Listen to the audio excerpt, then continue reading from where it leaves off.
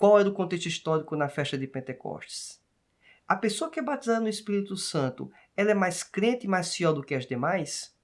O reteté é um modelo a ser seguido pela igreja? É um revestimento de poder que está sendo demonstrado? E qual a diferença entre batismo no Espírito Santo e batismo com fogo? Esta resposta pode surpreender você na aula de hoje. Então, acompanhe este conteúdo. Olá, seja muito bem-vindo à Escola Biblicast. Quem vos fala é o professor Roberto Penha, faço parte da Igreja Evangélica Assembleia de Deus do estado do Rio Grande do Norte, liderada pelo pastor Martim Alves da Silva. Bem, estamos hoje entrando na lição número 3 das lições bíblicas adulto da CPAD, que tem como grande tema o verdadeiro pentecostalismo. E hoje vamos tratar sobre o batismo no Espírito Santo. Se você é novo aqui no canal, eu informo que os slides utilizados nesta apresentação eles estão disponíveis para que você possa utilizar da forma que você bem entender. Disponibilizo no formato PowerPoint e no formato PDF. O link para isto consta na descrição do vídeo. Eu também coloco esse conteúdo no canal do Telegram. Lá, além dos slides, eu dou retorno a algumas perguntas que são feitas aqui no YouTube. Respostas um pouco mais complexas, eu coloco esse material lá no Telegram. Além de, obviamente, imagens, cortes, alguns conteúdos extras. Então, se quer ter acesso ao conteúdo diferenciado, exclusivo, acesse o canal do Telegram. Bem, vamos para a nossa aula de hoje. Antes de a gente tratar aqui especificamente da aula, eu quero dizer aqui para você que nessa lição número 3, sobre o batismo no Espírito Santo, eu vou trazer aqui uma série de suplementos, uma série de subsídios. E eu quero já elencar eles aqui para que você não perca nada deste conteúdo ao longo da aula e que fique bastante interessado aí, obviamente, para acompanhar toda a aula, para que você não possa perder aí nenhum conteúdo muito importante. Alguns vão ser apresentados no início da aula, outros aí praticamente ao final da aula e, obviamente, alguns durante. Bem, esse conteúdo aqui ele vai estar disponível, como falei já nos slides, tá certo? Os 7 mitos sobre o batismo no Espírito Santo. Já começamos aqui com a discussão quente quanto a esse contexto, certo? O contexto histórico-cultural da festa de Pentecostes, as 2 linhas teológicas de interpretação quanto ao batismo com fogo, certo? O batismo com o Espírito Santo, sabemos que tem algumas discussões também, mas o que pode ser surpreendente aqui para alguns de vocês é quanto à interpretação, a linha de pensamento quanto ao batismo com fogo. O que é isso, certo? Imagino que vai surpreender muitos de vocês. Diferença entre o batismo com o Espírito Santo e com fogo, obviamente após essa exposição vamos chegar a uma conclusão e aí vamos expor esse raciocínio, certo? Perceba que muita gente foge dessa linha de pensamento, dessa discussão, certo? É um tema um pouco espinhoso? É, mas eu acho sim que dá para poder marcar posição quanto a essa questão, certo? Dentro do contexto teológico pentecostal? Bem, também explicar o raciocínio, né, de condição necessária e condição suficiente quanto ao batismo com o Espírito Santo. É uma aplicação aqui de raciocínio filosófico, digamos, de raciocínio lógico, inclusive, aplicado ao batismo com o Espírito Santo. Então é importante você também ter esse tipo de compreensão para que construa o seu argumento, certo? Também a ordem de acontecimentos bíblicos associados aí ao batismo com o Espírito Santo. Existe um certo fluxo que se repete quanto ao movimento, à associação do batismo com o Espírito Santo. Isso do contexto bíblico estou falando. Bem, e por último, o que também não é propósito do batismo com o Espírito Santo. Ou seja, aquilo que não é objetivo, aquilo que muita gente equivocadamente acredita que seja objetivos do batismo com o Espírito Santo. Isso é além, obviamente, dos 7 mitos que vou apresentar logo mais. Então, preste bem atenção nesse conteúdo e vamos desfrutar desse material, certo? Aqui, quanto ao texto áudio da lição, fala o seguinte: porque na verdade João batizou com água, mas vós sereis batizados com o Espírito Santo. Não muito depois destes dias. Atos capítulo 1, versículo 5. A verdade prática diz assim: ser batizado no Espírito Santo é uma experiência espiritual perfeita, distinta da nossa conversão e para nós. Essa é uma verdade apresentada nas Escrituras. Avançando um pouco mais, temos aqui as leituras diárias. Nenhuma delas aqui vamos fazer menção neste momento, certo? Vamos aqui tocar essas questões, obviamente, ao longo de toda a aula. A leitura bíblica em classe, em Atos capítulo 2, do versículo 1 ao 13, é o texto base, é o texto aí da manifestação, da descida do Espírito Santo sobre as pessoas que estavam reunidas, certo? O objetivo geral da lição é conscientizar a respeito do batismo no Espírito Santo como a verdade revelada nas Escrituras. Objetivo específico, conceituar o batismo no Espírito Santo, mostrar o propósito do batismo no Espírito Santo, uma questão aqui que envolve muita discussão, muito equívoco. Terceiro, destacar o recebimento e a evidência do batismo no Espírito Santo. Também vamos fazer aqui uma reflexão interessante quanto a essa questão também, certo? Bem, vamos aqui já para os mitos. O que é que não é batismo com o Espírito Santo, na verdade, ou as interpretações mais equivocadas. Eu vou fazer aqui as afirmações e ao longo da aula nós vamos fazer essa relação aqui com esses elementos. Você vai entendendo quais são os textos base, a interpretação, a consequência lógica, inclusive, em alguns momentos, de por que não acreditar nesse contexto. E por que eu trago esses 7 mitos logo no início da aula? É porque muita gente, mas muita gente acredita nisso. E eu percebo isso num círculo, digamos, um pouco mais próximo do contexto em qual me congrego, como também, inclusive, na grande mídia. Aí na grande mídia, ou até na internet, aí é que vai ter mesmo, certo? Então, das bênçãos que tem na internet, também tem coisas aí muito prejudiciais que prestam desserviço, né, ao conhecimento e ao contexto das Escrituras. Bem, quando falamos sobre o batismo no Espírito Santo, nós não podemos entender que ele é purificador e santificador, de forma alguma, certo? O Espírito Santo, o batismo com o Espírito Santo não tem o objetivo de purificar ou santificar alguém. A gente vai tratar isso ao longo da aula. Quem é batizado no Espírito Santo é mais crente? É outro mito, algo absurdo, né? A questão, inclusive, de não entender o que é dom. Terceiro mito, uma grande aí, digamos, problema, né?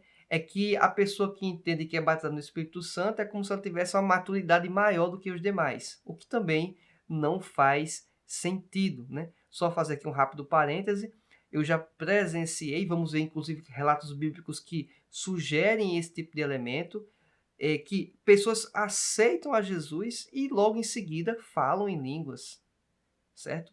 É algo que você, poxa, mas como é que pode essa pessoa que não tinha nem conhecimento do evangelho com profundidade já aceitou Jesus e já fala em línguas? Então, perceba que nem deu tempo dessa pessoa desenvolver maturidade cristã. Então, é só o tipo de questão. E alguns entendem que é um modelo. Então, não é esse o pensamento, isso é um equívoco, certo? Se eu me esforçar quanto à ideia de buscar o batismo com o Espírito Santo, eu vou conseguir o batismo. É também um outro problema, é não entender mais uma vez o que quer dizer dom, certo? A quinta mentira, o quinto grande mito quanto ao batismo no Espírito Santo. Eu posso aprender a falar em línguas através de um treinamento, através de eu ser ensinado a falar em línguas. E por incrível que pareça, existem pessoas que ensinam a pessoa a falar em línguas. Existem movimentos pentecostais ou até mesmo carismáticos que tem literatura indicando como a pessoa faz esse tipo de coisa. Então, assim, é complicadíssimo, né? Item sexto, o batismo no Espírito Santo serve para que eu fale em línguas. É um outro pensamento equivocado. Confundem a evidência, que nós vamos estudar aqui um pouco, como se fosse o elemento final. Ou seja, uma demonstração física perceptível, isso torna-se um objetivo maior. Não, não é esse o raciocínio. Vamos analisar isso aqui um pouco ao longo da lição. E por último, o reteté é uma demonstração do revestimento de poder. Aí também é um outro absurdo, né? Quanto mais cambalhota a pessoa der, girar, esse tipo de coisa, quer dizer que a pessoa tem mais poder, quer dizer que está mais cheia do Espírito Santo, o que não obviamente, uma verdade, certo? E vamos, ao analisar essa questão, talvez você vá chegar a conclusões aí até bem opostas, entender que isso, na verdade, no melhor dos cenários, um pouco, ou uma grande parte, na verdade, de falta de maturidade cristã. Isso se não levar a extremos de ser algo, obviamente, até mesmo falso em alguns contextos, tá bom? Então vamos refletir aqui e avançar. Bem, o contexto histórico da festa de Pentecostes. Esse aqui é um ponto muito interessante a refletirmos. Por quê?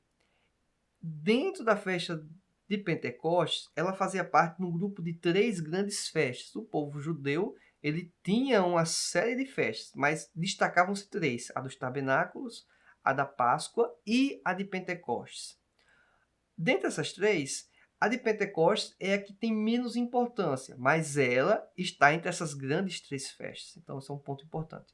O evento ocorre quando? 50 dias após a Páscoa.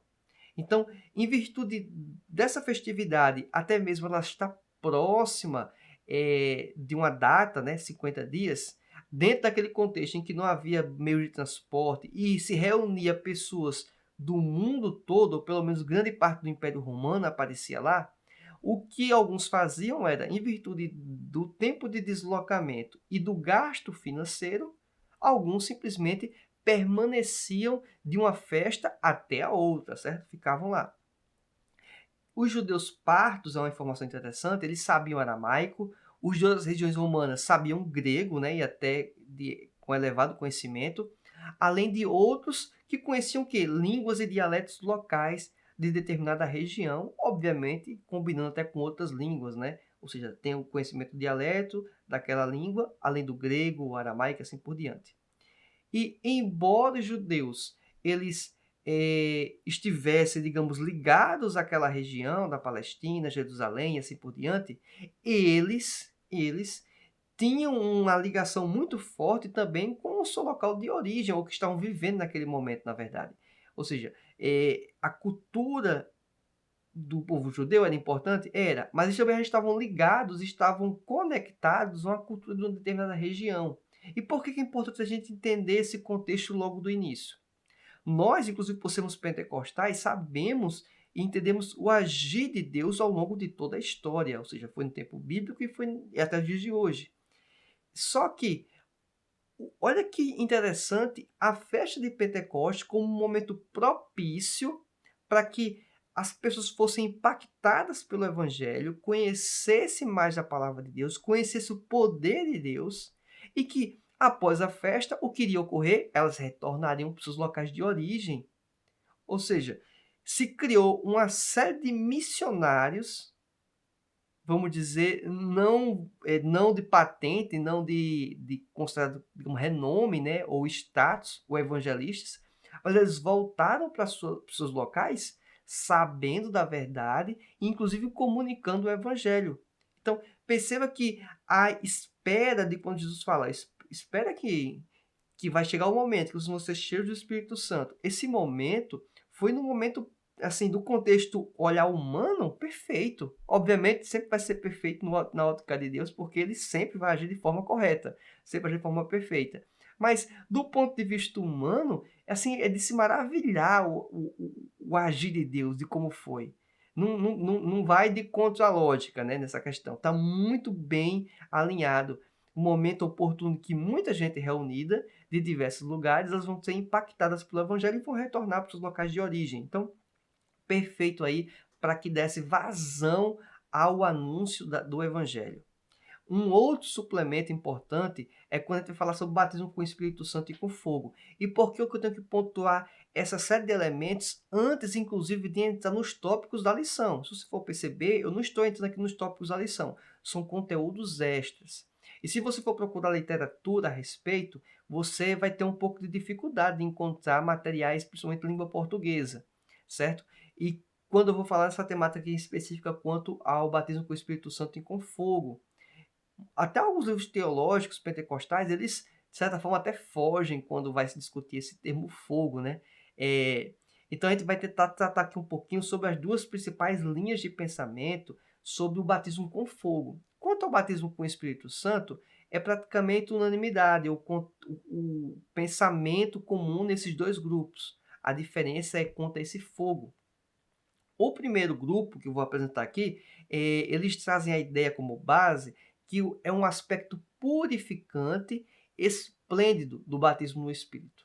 Eles entendem que parte desse pessoal, na verdade, não são nem todos desse grupo que eu apresento aqui, né? Que está no final dessa tabela, acho que fica bem interessante vocês compreender o conteúdo, apresenta os defensores do pensamento. Nem todos concordam da forma que eu vou expor agora. Mas dentro desse grupo, eles entendem que esse batismo com fogo é algo benéfico. Esse aí todos eles concordam. É pensamento unânime neste grupo, certo? Então, inclusive, aí tem pentecostais e tem não pentecostais, como um teólogo muito conhecido como D.A. Carson. Então, esse pessoal, eles entendem que o batismo com fogo é algo benéfico, certo? Não é algo de ter contexto de ser problemático. Só que, o que ocorre? Dentro desse contexto, tem que se pontuar que o batismo com fogo, eles entendem que a preposição que aparece está ligando tanto a batismo com o Espírito Santo e batismo com fogo. Diga a preposição no original, certo? Os termos que aparecem antes. Então, com base nessa linha de pensamento, se entende que é como se fosse algo conjunto, combinado. Então, e além dessa linha de pensamento, também levam para corroborar esse raciocínio a própria percepção do que era fogo, principalmente no Antigo Testamento, como algo purificador, como uma parte da revelação de Deus, a forma de Deus se revelar. Então, com base nesse contexto, se entenderia que o batismo com fogo é algo benéfico. Então, esse é o grupo. Só que tem um grupo que vai com a linha contrária. Eles vão dizer que o batismo com fogo é muito pelo contrário, é uma visão escatológica e é de juízo, a respeito de eventos futuros, de um evento futuro, e que vai ser de juízo, que vai trazer, digamos, castigo para quem estiver passando por esse batismo. Então, o que apresento aqui está basicamente alicerçado, adaptado a uma pequena mudança aqui, no livro do Revestidos de Poder, do Gutierrez Siqueira, certo? Um livro que foi publicado em 2018 pela CPAD. Diz o seguinte: na maioria das vezes, quando a palavra fogo é mencionada no Novo Testamento, há a ideia de juízo embutida. E aqui tem uma série de textos bíblicos que você pode consultar, né, para poder corroborar esse pensamento.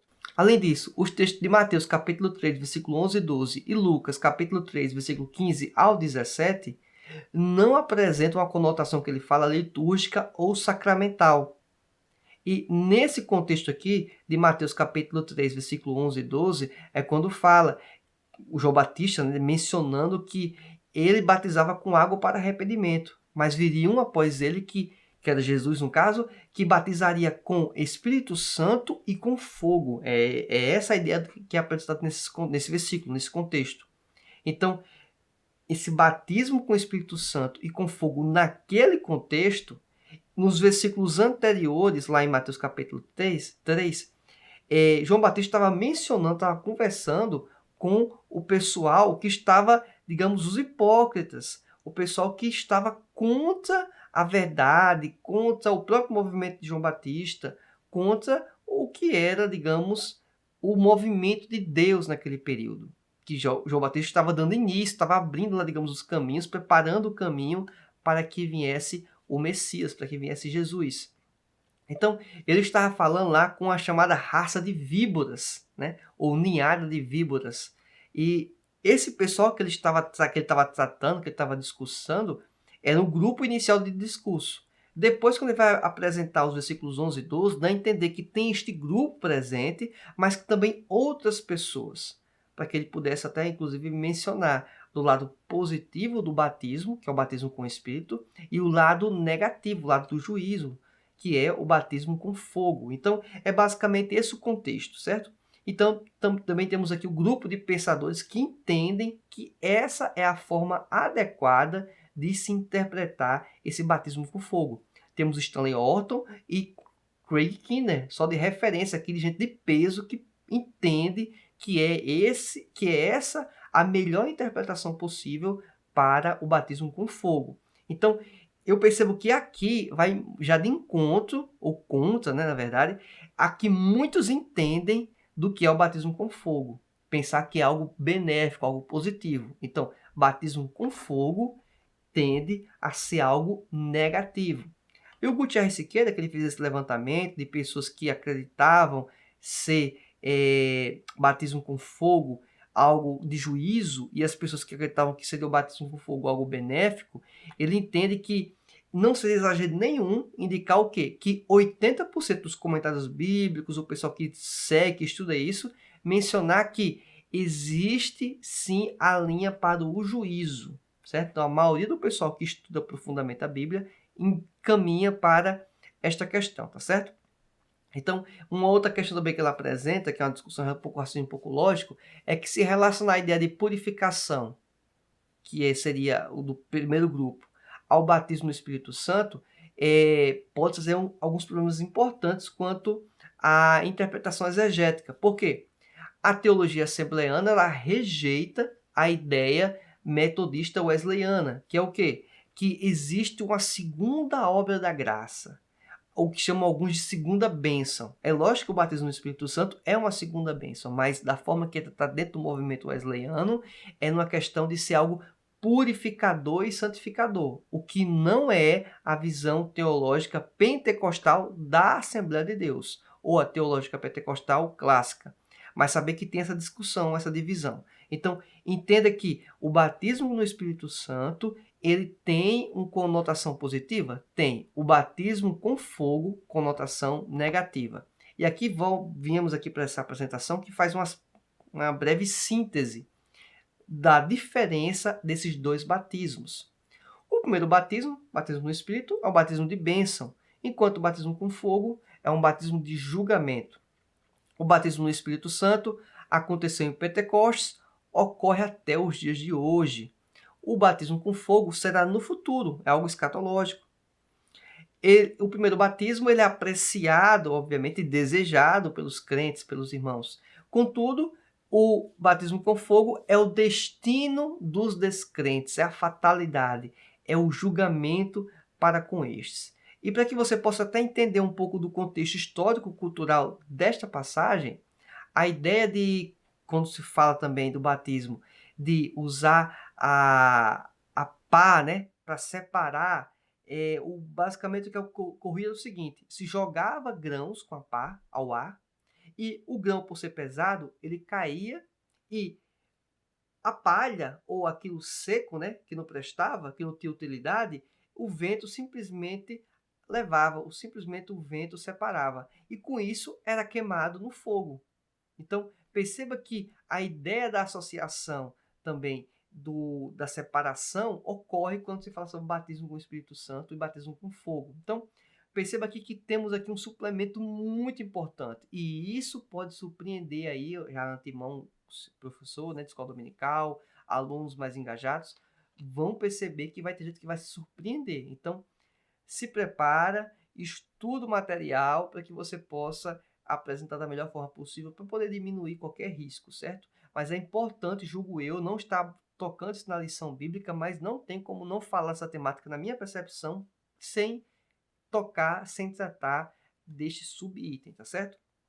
Avançando um pouco mais, temos aqui, além da diferença, né, do batismo com o Espírito Santo e batismo com fogo, é a questão de associar o batismo com fogo, essa é uma questão problema, com as línguas de fogo. E aí o teólogo pentecostal Antônio de Palma, ele fala o seguinte: precisamos perceber, no entanto, que o vento e o fogo precederam o enchimento do Espírito, não foram parte dele. Então perceba que esta afirmação aqui do Antônio de Palma, ela vai de forma contrária, ou vai bater um pouco com o que é apresentado na própria lição bíblica no último subitem do subtópico 3, certo? Então você vai lá no tópico 3, subtópico 3, nesse item tem aqui uma aparente contradição do que está apresentando o Antônio de Palma do que apresenta o comentarista, o pastor Ezequiel Soares. Isso quer dizer que o pastor Ezequiel Soares está errado? Isso quer dizer que o Antônio de Palma pode estar certo ou errado? A questão é que esse ponto não é ponto pacífico dentro da teologia pentecostal. E aí tem que você ter a maturidade, professor de escola bíblica dominical, e entender que dentro do pouco espaço que o pastor tem para poder mencionar, ele vai ter que fazer alguns momentos, marcar território, posição e simplesmente lançar lá a afirmação sem ter espaço suficiente para poder explicar o porquê da afirmação, tá certo? Essa questão aqui de separar o elemento do fogo e do vento do batismo no Espírito Santo, eu já vejo que é uma questão um pouco mais, digamos, que divide mais opiniões, tá certo? Do que dizer quanto ao batismo com fogo. Então esse é um argumento que é apresentado, mas esse argumento eu já acho um pouco falho. O principal argumento, falho ou pelo menos limitado. Agora, o argumento mais forte para entender que aquele batismo com fogo é de juízo é o próprio contexto. Se você analisar aquele texto bíblico dentro do contexto, você provavelmente vai chegar nesta conclusão, certo? Levando em conta, obviamente, o contexto histórico-cultural daquele momento. Avançando um pouco mais, vamos aqui entrar para o fenômeno do Pentecostes. Bem, aí sim entramos na lição bíblica. Avançamos um pouco do tempo, obviamente, mas era imprescindível que tivéssemos essa reflexão, tá bom? Primeiro item. Aqui a gente percebe que nesse quadro, é uma exposição do que está na lição bíblica, é uma construção progressiva. Diz aqui que Jesus batiza no Espírito Santo. É verdade, em Mateus capítulo 3, versículo 11, diz o seguinte: E eu, em verdade, vos batizo com água para arrependimento, mas aquele que vem após mim é mais poderoso do que eu, e não sou digno de levar as suas sandálias. Ele vos batizará com o Espírito Santo e com fogo. Em vermelho também tem outros textos bíblicos que apresentam a ideia que é Jesus que batiza as pessoas no Espírito Santo, tá bom? Então esse é um elemento. É uma promessa de recebimento de poder também. Mateus capítulo 24, versículo 49. Eis que sobre vós envio a promessa de meu Pai. Ficai, porém, na cidade de Jerusalém, até que do alto sejais revestidos de poder. Então, a ideia de batismo no Espírito Santo como revestimento de poder é uma associação feita, sabe por quem? Não é por um teólogo, é pelo próprio Jesus Cristo. Ele disse isso, que o batismo no Espírito Santo é um revestimento de poder, certo? Então, é algo assim que não é uma interpretação forçando a barra, não é uma discussão. Alguns vão dizer que não é bem isso, mas assim, é torcer o que está muito claro nas próprias escrituras, certo? Então, é só para deixar isso muito claro para você. Outro elemento também é que é ser cheio do Espírito Santo. E todos foram cheios do Espírito Santo e começaram a falar em outras línguas, conforme o Espírito Santo lhes concedia que falassem. Atos capítulo 2, versículo 4. Percebemos aqui uma espécie de progressão, o comentarista tenta apresentar, sobre o movimento aí de Pentecostes, o fenômeno do Pentecostes. Também temos o testemunho de Pedro para os apóstolos. Atos capítulo 11, versículo 15 e 16. E quando comecei a falar, caiu sobre eles o Espírito Santo, como também sobre nós ao princípio. Olha que interessante.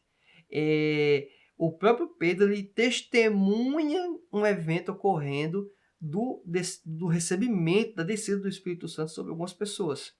E lembrei-me do dito do Senhor, quando disse: João certamente batizou com água, mas vós sereis batizados com o Espírito Santo. Então, Pedro já percebe e já faz associação. Por último, temos também que reflete, ou trata, na vida, na plenitude do fervor do Espírito. Atos capítulo 4, versículo 8 e 31 diz o seguinte: Então Pedro, cheio do Espírito Santo, lhes disse. Olha que interessante. Então Pedro, cheio do Espírito Santo. É uma menção aqui, mais uma vez, ao desdobramento do que ocorreu em Pentecostes, tá certo? Versículo 31. E tendo eles orado, moveu-se no lugar em que estavam reunidos, e todos foram cheios do Espírito Santo, e anunciavam com ousadia a palavra de Deus. Uma outra referência muito importante para entender o que é o batismo no Espírito Santo. Eles foram cheios do Espírito Santo, e o que aconteceu? Eles anunciavam com ousadia a palavra de Deus. Eles estavam com um engajamento alto para que pudessem propagar a mensagem do reino. Tópico 1, ainda, no subitem 2, falamos sobre duas bênçãos distintas. O próprio Jesus ele fala isso para Nicodemos, João capítulo 3, versículo 5 ao 8, quando fala que é necessário nascer de novo, nascer do Espírito. Então, dentro daquele contexto lá, ele estava fazendo menção que havia necessidade da presença do Espírito Santo. Então, isso aí é a salvação. Não é nada em relação a pensar que era batismo no Espírito Santo. Não. Era batismo, era de presença de Deus, de nascer de novo, ser uma nova criatura. E esse é um elemento totalmente distinto de ser batizado no Espírito Santo. Então, um outro elemento também que percebemos ao longo das Escrituras é que a salvação já existia antes da vinda do Espírito Santo. Mas não vos alegreis Porque se vos sujeitam os espíritos, alegrai-vos antes por estar o vosso nome escrito nos céus. Lucas capítulo 10, versículo 20. Isso ocorreu antes do derramamento do Espírito Santo, antes da vinda do Espírito Santo em Pentecostes. E Ananias foi e entrou na casa, e impondo-lhe as mãos, disse: Irmão Saulo, o Senhor Jesus, que te apareceu no caminho por onde vinhas, me enviou para que tornes a ver e sejais cheio do Espírito Santo. O apóstolo Paulo, ele já estava convertido. Ele já tinha se arrependido. O Espírito Santo habita em todos os crentes. Ou não sabeis que o nosso corpo é o templo do Espírito Santo que habita em vós, proveniente de Deus, e que não sois de vós mesmos? 1 Coríntios capítulo 6, versículo 19. Aqui mais um elemento que apresenta esta questão, tá certo? Então, o Espírito Santo, ele habita em todos os crentes. Esse aqui é um ponto fundamental. E aqui temos a questão de duas bênçãos distintas ainda, e aqui é um suplemento que eu quero que você preste bastante atenção. É uma coisa de raciocínio lógico, mas que você tem que ter esse entendimento para que você avance e entender que nem todo mundo que é crente vai ter o revestimento de poder. É a questão de condição necessária e condição suficiente. Ser crente é uma condição necessária para ser batizado no Espírito Santo. Não existe uma pessoa batizada no Espírito Santo que não seja crente antes. Tá certo? Alguém vai dizer, não, mas uma pessoa X lá foi batizada no Espírito Santo e não era crente. Será que não era crente? Ou será que ela não fez uma confissão pública nos moldes que é comum, digamos, dentro do meio assembleiano? Será que foi isso que ocorreu? Então, assim, alguém vai visitar uma experiência, olha, fulano e tal. Às vezes a pessoa já aceitou a Cristo no coração dela. Não teve, talvez, tempo de fazer a confissão pública, de dizer, olha, eu sou crente e tal. Certo? Estou só conjecturando, para alguém não dizer que tem como ser batizado sem ter aceitado. Esse aceitar a confissão pública é importante? É. Mas tem que entender que existe contexto que não é possível fazer isso. Quantos já vi relatos de pessoas que vão para a igreja já com a decisão tomada no coração de aceitar Jesus? Ele fica só esperando o pastor fazer o convite, o pregador, para que venha a aceitar. Contudo, ser crente não é condição suficiente para ser batizado no Espírito Santo. E é aí que o povo confunde um pouco. Uma coisa é condição necessária. Só é batizado no Espírito Santo quem é crente. Inclusive, relatos de pessoas que aceitam a Jesus, é chamado lá, aceita Jesus e instantaneamente, vamos dizer assim, depois que faz aquela confissão pública, ela é batizada no Espírito Santo. Certo? Mas anterior, ela teve que ser uma pessoa crente, certo? Olha que não estou nem entrando em questão se tem maturidade cristã, se não tem, porque não teve nem tempo de andar, de caminhar numa congregação. Então, inúmeros relatos de acontecimentos de batismos em momentos em que a pessoa está, inclusive, aceitando a Jesus. E tem pessoas que estão lá 5, 10 anos, crentes, certo? Fiéis, mas que não são batizadas ainda. Então, perceba que existe um fator adicional que não apenas crer em Jesus, certo? Então, estou nem falando aqui do pessoal que não acredita exatamente no batismo do Espírito Santo da forma que nós acreditamos, que são crentes, igualmente vão para o céu como nós, mas eles têm uma perspectiva na pneumatologia, na doutrina do Espírito Santo distinta da gente, tá certo? Então, ser crente não é suficiente, precisa de um outro elemento. E aí eu vou apresentar isso com imagem. Primeiro elemento, eu tenho que ser crente, certo? Então, esse é um elemento base. Só é batizado no Espírito Santo quem é crente. Segundo elemento, escolha divina. Não adianta a pessoa ser crente e desejar e orar e, digamos, alguns falam buscar, né? Buscar o batismo do Espírito Santo. Mas se o Espírito Santo, se o Deus Trino, se Jesus não batizar a pessoa não vai ser batizada. Mas quando o ser divino, a Trindade Santa, batiza a pessoa no Espírito Santo, a pessoa é mergulhada no Espírito Santo, aí acontece algo sensacional. Ela passa a ter ousadia para pregar e para anunciar o Evangelho. E aí, essa pessoa que estava um crente comum, que tinha desejo, obviamente, um crente, qualquer crente, né, natural, ele vai ter um desejo por fazer a obra de Deus, mas ele vai ter um revestimento de poder, uma preparação para que possa pregar o evangelho com ousadia. Quem determina isso é o próprio Deus. É o Espírito Santo de Deus que compartilha o seu dom da forma que ele deseja, não da forma que eu desejo. Isso não quer dizer que eu não possa pedir, tá certo? Isso eu não posso solicitar a Deus, ainda mais algo que ele prometeu, né? Se ele prometeu e tem interesse em nos batizar e eu peço para ser batizado, olha que o caminhar para que isso ocorra está bem próximo, né? Mas não pelos meus méritos, mas sim porque Deus quer, tá bom? Quantos desses que foram batizados logo quando aceitaram Jesus nem sequer sabiam direito o que era batismo do Espírito Santo, mas por algum fator que aí às vezes a gente não entende, Deus, o Espírito Santo, derramou sobre aquela pessoa, né? A pessoa foi mergulhada no Espírito, para que pudesse, por algum fator, ter a ousadia ou a coragem ou o preparo para suportar e enfrentar algumas situações que, se não tivesse, talvez teria muita dificuldade de enfrentar, de suportar e de fazer, tá certo? Então, basicamente, esse é o contexto. Imagino que esse conteúdo e esses subsídios, que já foram muitos e vai ter mais ainda, eles devem ter sido muito relevantes para você. Então, além do like, para que você possa receber matérias como este constantemente, você deve se inscrever no canal. Após se inscrever, marcar a opção todas as notificações. Lá, você vai estar determinando para o YouTube que toda vez que eu publicar um material como este, você vai ser avisado em primeira mão. E aí você vai ter um tempo hábil para que possa preparar a sua agenda e estudar de forma mais adequada este conteúdo. Subtópico 3, do tópico 1 ainda, falar sobre o conceito teológico do batismo no Espírito Santo. A ideia do batismo no Espírito Santo é um revestimento de poder, para que possamos participar ativamente na expansão do Evangelho. Quem foi que disse isso? Quem disse isso? Foi o próprio Cristo, que disse que nós teremos um revestimento de poder.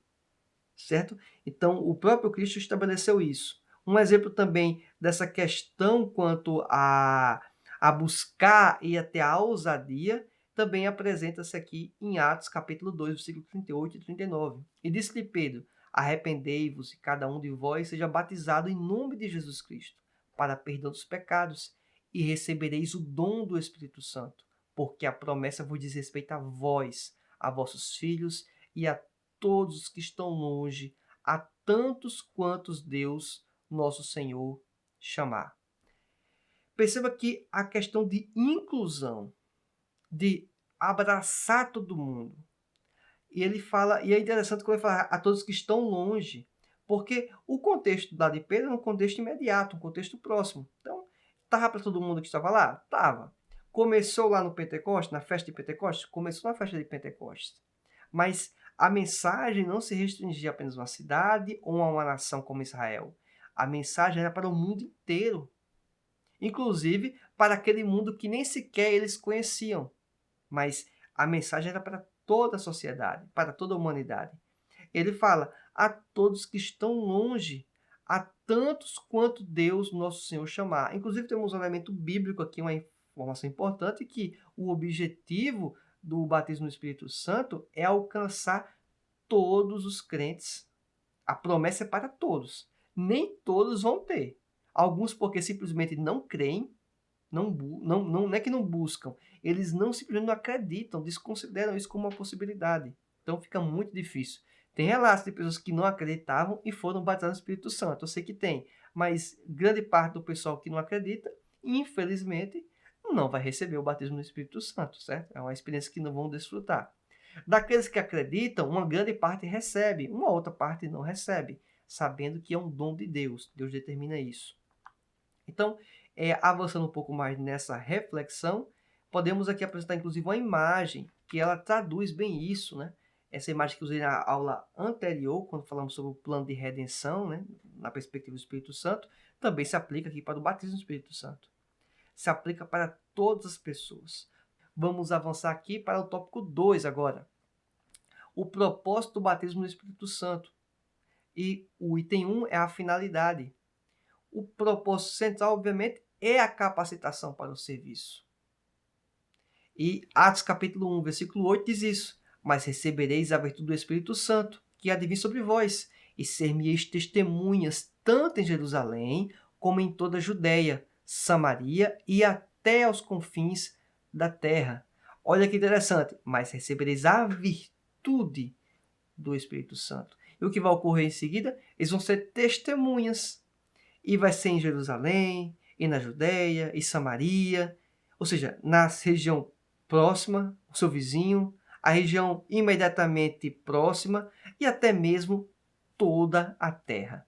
A pessoa vai ter esse desejo, vai ter essa busca. Então ele começa a perceber que a ideia de buscar o batismo no Espírito Santo para se promover não faz sentido. É aqueles mitos que nós apresentamos no início. Que o batismo no Espírito Santo indica maturidade cristã, também não indica maturidade cristã, certo? É o Espírito Santo que escolhe, vamos dizer assim, quando a pessoa vai ser batizada. É Jesus que batiza. A gente percebe também que não existe uma perspectiva de santificação e purificação. Então, uma série daqueles mitos que apresentamos no início, até então, agora no tópico 1 e introduzindo no tópico 2, já derrubamos uma série desses mitos, tá certo? E outra coisa também é que você não aprende, né, buscando aí a falar em línguas, que vai tratar um pouco mais à frente, mas você não é aprendizado. Se o batismo no Espírito Santo é uma evidência ao falar em línguas, e é Deus que batiza quando Ele quer, então não tem como eu desenvolver um falar em línguas, na verdade autêntico, né? É apenas uma imitação, tá certo? O subtópico 2 do tópico 2 ainda diz o seguinte: a capacitação do Espírito, a ideia do termo batismo é imersão, né? Ou seja, ser mergulhado mesmo. E alguns contextos que é útil esse mergulho, esse batismo no Espírito Santo, é para se revelar os mistérios de Deus, Efésios 3:5, poder para testemunhar de Jesus, Atos 1:8, como já vimos, profetizar, Atos 11:28, inclusive realizar milagres, Romanos capítulo 15, versículo 19. Então, uma série de contextos, de finalidades que são possíveis a pessoa que foi batizada no Espírito Santo. E o subtópico 3, o tópico 2, mencionando que é uma necessidade real e atual. E aí, como a pessoa pode receber o batismo?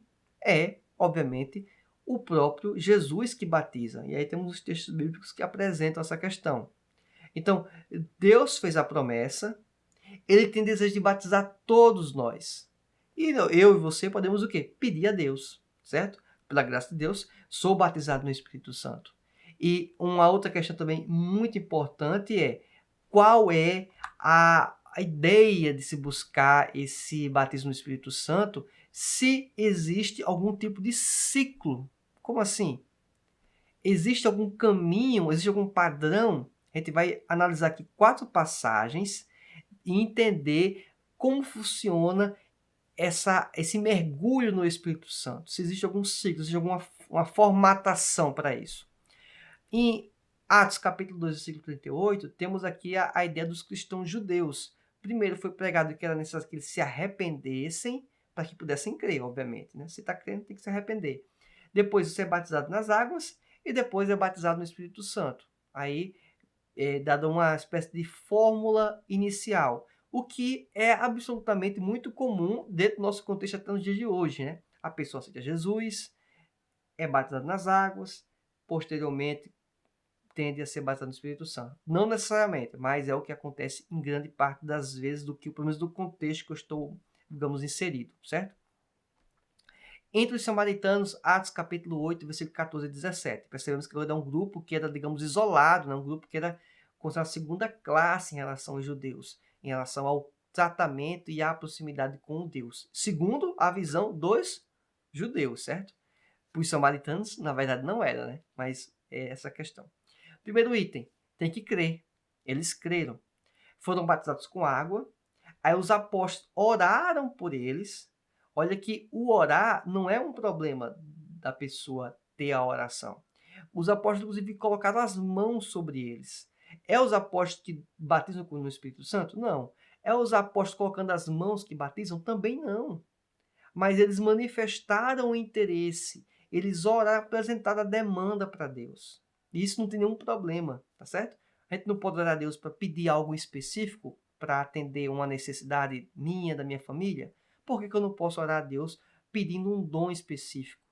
se o próprio Deus ele pode conceder, inclusive já prometeu. Então, é só para deixar isso bem claro.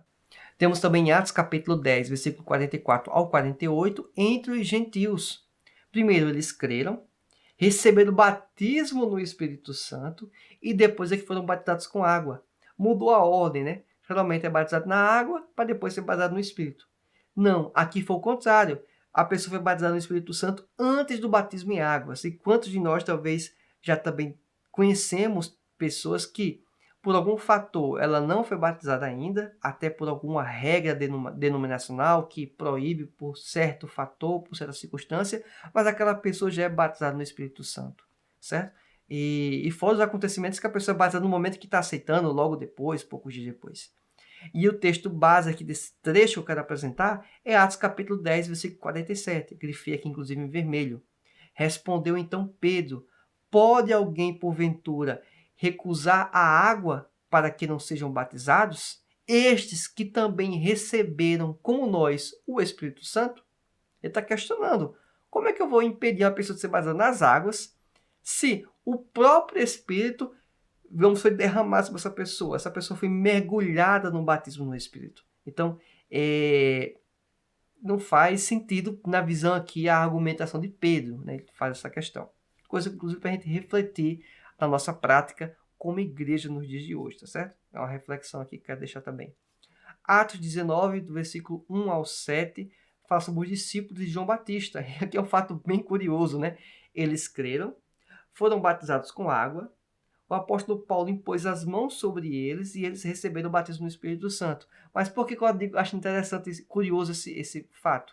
É que as pessoas vão falar sobre o batismo no Espírito Santo para os discípulos de João Batista e eles nem sequer sabiam do Espírito Santo. Então, eles estavam um passo lá atrás. Mas perceba que no momento que eles passaram a crer, eles buscaram de manifestar o interesse a Deus e Deus batizou eles. Então, absolutamente percebemos que não existe um padrão, certo? Mas o importante é, existe um padrão em um elemento, esse nunca deixa de existir, é crer. Tem que crer para que possa receber o batismo, né? Tem que crer na pessoa de Jesus, tem que receber o Espírito Santo, ser selado com a marca da promessa. E o que não é propósito do batismo no Espírito Santo, é mais um suplemento. Perceba que essa aula teve muito conteúdo extra, né? O Espírito deve trazer movimentos como reteté, conceder dente de ouro, fazer irmãos imitarem animais, etc. É esse o objetivo do batismo no Espírito Santo? Imagino que a sua resposta vai ser negativa. Não existe esse batismo para esse reteté. Reteté, inclusive, não é bíblico. Não falo nem em relação ao termo, falo em relação à prática do reteté, certo? Aviãozinho, e girar para um lado, girar para o outro. Eu não estou querendo dizer que a pessoa, quando está cheia do Espírito Santo, não possa dar um glória a Deus, não possa dar um aleluia, levantar a mão, bater palma, colocar a cabeça entre as pernas e chorar. Tudo isso pode. Inclusive no meu pentecostal, o bom do meu pentecostal é que nós temos esse tipo de liberdade. Mas não podemos confundir essa liberdade e avançar e pular o muro do que divide o que é saudável e do que não é saudável. Alguém vai dizer, mas quem é que define o muro? Quem define o muro são as escrituras. Eu sei. Então, a escritura aponta quanto a práticas equivalentes ao reteté? Não aponta. Isso quer dizer que é proibitivo? Não quer dizer por esse momento até então que é proibitivo, mas em que esse reteté beneficia a igreja? Porque o espetáculo do reteté, quando acontece, você percebe, é o quê? É dentro de uma congregação, é dentro de uma igreja. Aquilo edifica a igreja? Não edifica. Edifica um grupo de pessoas? Não edifica. Então, para que aquele tipo de prática? Certo? Lembrando que o Espírito está sujeito ao profeta. O batismo no Espírito Santo, o propósito, né? Não é que para a gente ver se ser manipulado por ventrílocos, né? Pregadores aí que parece que utiliza as pessoas que estão ouvindo o evangelho como uma espécie de bonecos a dizer o que tem que fazer, o que não tem que fazer, que tem que furar o olho do irmão, tem que pular. Quer dizer, uma série de aberrações.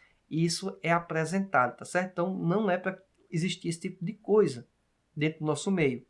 Também não pode ser usado para a glória e uso individual, né? Não é o propósito do batismo para essa questão. Usar esse dom para me autopromover E aí também existe a questão do exibicionismo, né?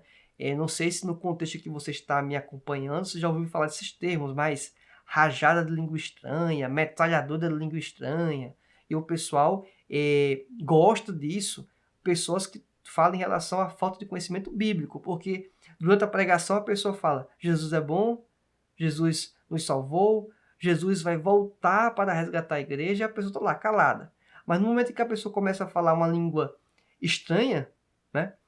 Aí todo mundo, uma parte pelo menos na verdade, eles começam a entrar em uma espécie de transe também.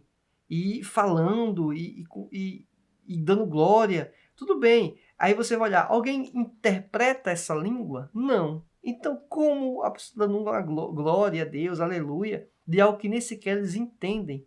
E quando está falando de algo que era perfeitamente entendido, quer dizer, Jesus cura, Jesus salva, Jesus vem nos buscar, e a pessoa estava lá inerte, né? Sem se mexer, sem piscar o olho. Mas no momento em que a pessoa começa a dar uma rajada de língua estranha, parece que jogou fogo aí dentro da congregação e o povo agora parece que quer explodir, certo? Então temos que ter esse cuidado, tá bom?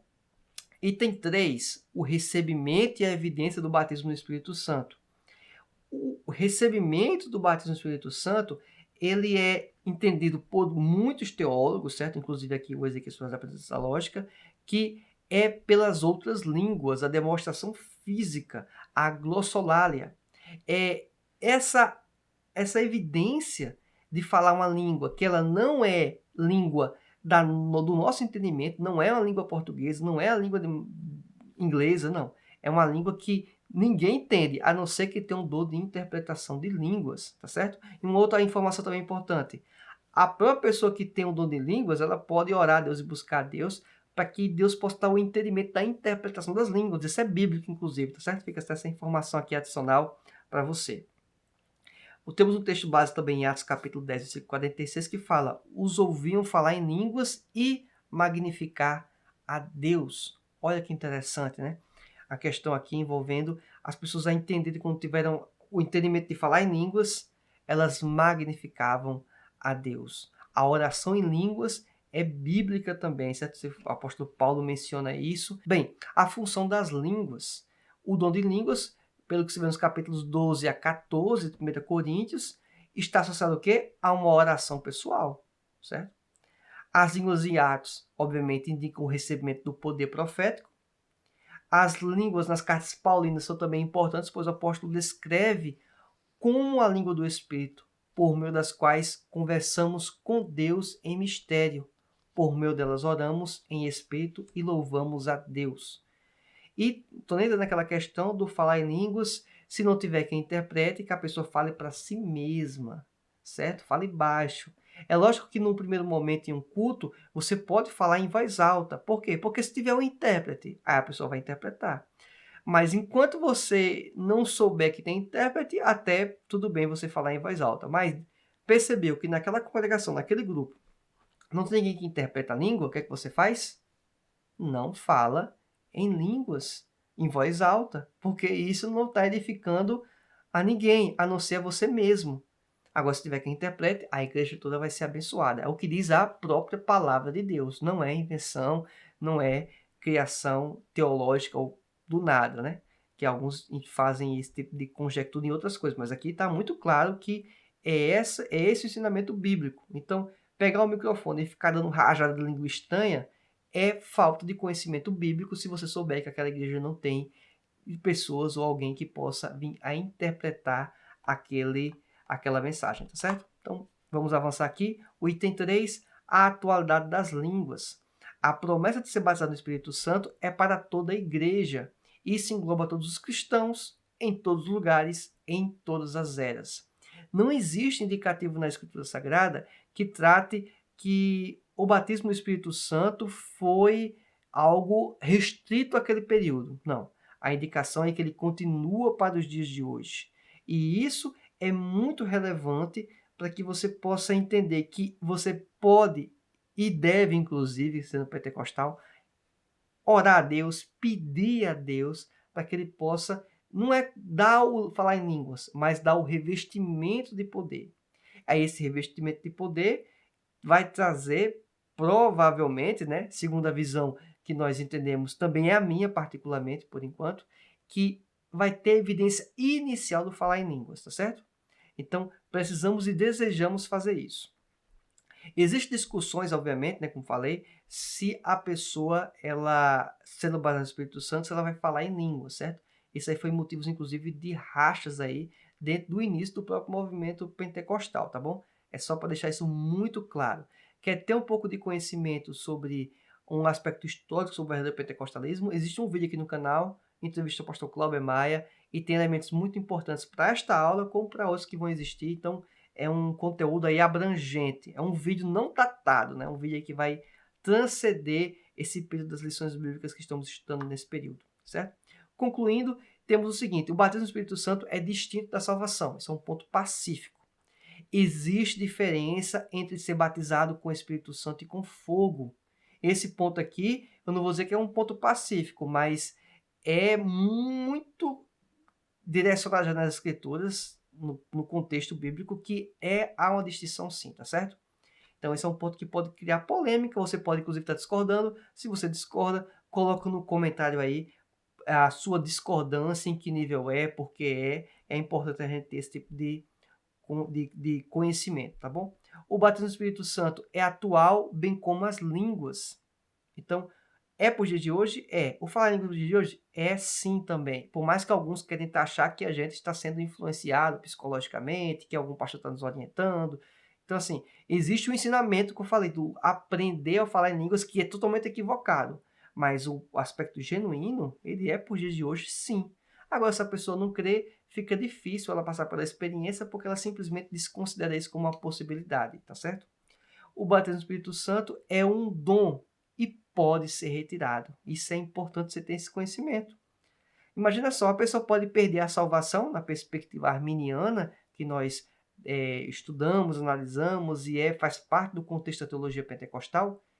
Quanto mais eu posso perder a salvação, quanto mais a perder um dom do Espírito Santo. Posso. Então a pessoa pode estar batizada e pode não estar batizada no Espírito Santo. Que nós venhamos a evitar que isso venha, obviamente, a ocorrer, que nós possamos ter esse revestimento. O importante não é o falar em línguas, isso eu quero deixar bem claro. O importante é você ter o revestimento de poder, para que você possa anunciar o Evangelho. Se todo mundo na congregação está falando em línguas e ao final do culto, lá no domingo, na segunda-feira, não tem mudança de comportamento, será que o pessoal, essas pessoas estão tendo uma conduta correta com o dom que Deus deu? Porque se eu partir da ideia que é algo genuíno, aquelas línguas, eu estou entendendo que está tendo um mau uso do revestimento que Deus capacitou aquela pessoa. Ou, obviamente, o caso mais alarmante é que alguns ou uma parte está imitando, está entrando num caminho que não é correto, certo? Creio que este conteúdo foi muito útil para você. Então, eu convido mais uma vez, se você ainda não se inscreveu no canal, se inscreva no canal e marca a opção todas as notificações. Se você acha que esse conteúdo é útil para demais pessoas, compartilhe este conteúdo. Vai lá na opção do YouTube, então a opção de compartilhar. Compartilha este vídeo para que mais pessoas possam ter acesso a esse material, a esses subsídios, principalmente professores de escola dominical e alunos mais engajados. Lembro que os slides utilizados estão na descrição do vídeo, o link para o canal do Escola Biblicast no Telegram, bem como também o site do Escola Biblicast. Lá, matéria em PDF e PowerPoint. Se você também quiser acompanhar as redes sociais, o link para todas as redes estão aqui na descrição também do vídeo. Lembrando que existe o podcast Escola Biblicast. Ele está em todos os agregadores de podcast. Você pode procurar, inclusive mais recentemente, na Amazon Music. Aguardo você na nossa próxima aula. Que Deus te abençoe. Fique na paz do Senhor e até mais. Tchau!